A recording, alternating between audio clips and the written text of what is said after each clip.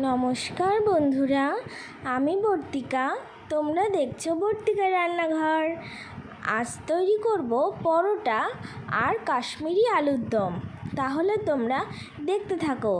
উপকরণে রয়েছে সর্ষের তেল, ডুমো করে কেটে রাখা আলু, জিরে গুঁড়ো, ধনে গুঁড়ো, মৌরি গুঁড়ো, গরম মশলা গুঁড়ো, হিং, লবণ, হলুদ, গোলমরিচ গুঁড়ো, কাজু বাদাম বাটা, টক দই, কাশ্মীরি লঙ্কার গুঁড়ো আর আদা বাটা।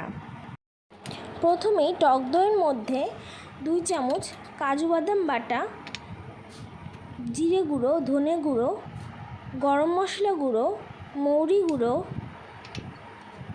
গোলমরিচ গুঁড়ো, কাশ্মীরি লঙ্কার গুঁড়ো সব অল্প পরিমাণে দিয়ে ভালো করে ফেটিয়ে নিতে হবে।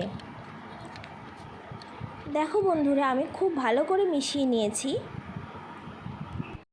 কড়াইতে তেল দিয়ে দিলাম।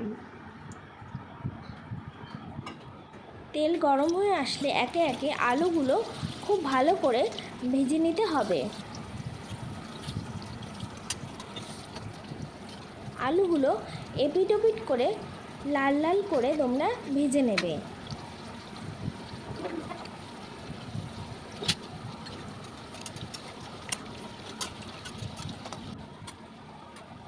আলুগুলো ভাজা হয়ে গিয়েছে, এবার তুলে নিচ্ছি। তেল কমিয়ে রেখে ওই তেলেই হিং দিয়ে দিলাম, 2 চামচ আদা বাটা দিয়ে দিলাম। ভালো করে এবার কষিয়ে নেব। হাফ চামচ হলুদ দিয়ে ভালো করে মিশিয়ে নিয়ে হাফ চামচ কাশ্মীরি লঙ্কার গুঁড়ো দিয়ে দিলাম। মশলা ভালো করে কষিয়ে নিয়ে দিয়ে দিলাম আগে থেকে করে রাখা দইয়ের পেস্টটা। বাটি ধোয়া জলটাও দিয়ে দিলাম। ভালো করে নাড়িয়ে নেব যাতে দইটা ফেটে যাওয়ার সম্ভাবনা না থাকে।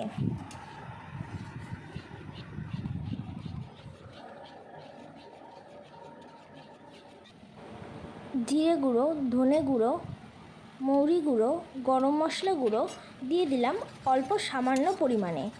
ভালো করে মিশিয়ে নিচ্ছি। মশলাটা কষে গিয়েছে, এবার ভেজে রাখা আলুগুলো দিয়ে দিলাম। ভালো করে আলুটা মশলার সাথে কষিয়ে নিয়েছি।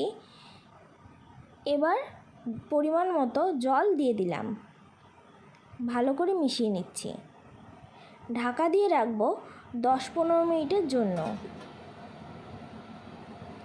10-15 মিনিট পর দেখো বন্ধুরা, আলুর দম একদম তৈরি হয়ে গিয়েছে।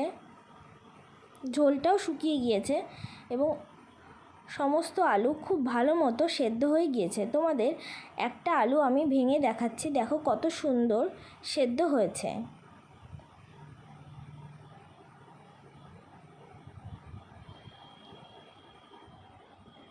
পরোটার জন্য ময়দা, সাদা তেল, লবণ নিয়ে নিয়েছি। ময়দার মধ্যে অল্প লবণ আর সাদা তেল দিয়ে দিলাম। ভালো করে এবার মাখিয়ে নিতে হবে। অল্প জল দিয়ে দিয়ে ভালো করে ময়দাটা আমি মেখে নিয়েছি। ভালো করে ময়দাটা মেখে নিয়েছি। এবার সামান্য সাদা তেল দিয়ে ঢাকা দিয়ে রাখবো। পরোটা যেখানে তোমরা বেলবে আর যেটা দিয়ে বেলবে দুটোতেই ভালো করে সাদা তেল দিয়ে নেবে। পরোটার আকারে লেচি করে নিয়েছি, এবার বেলে নেব।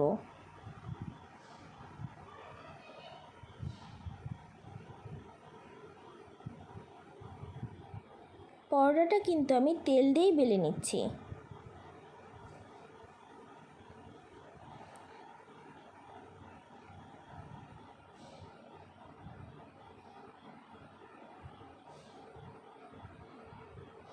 প্রথম পরোটাটা ভাজার আগে তাওয়াতে অল্প সামান্য তেল ছিটিয়ে দিলাম।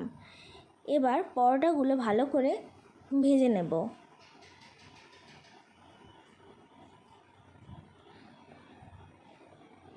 ভাজা হয়ে গিয়েছে, এবার তুলে রেখে সাদা তেল দিয়ে ভালো করে এপিট ওপিটটা ভেজে নিলেই তৈরি হয়ে যাবে গরম গরম পরোটা।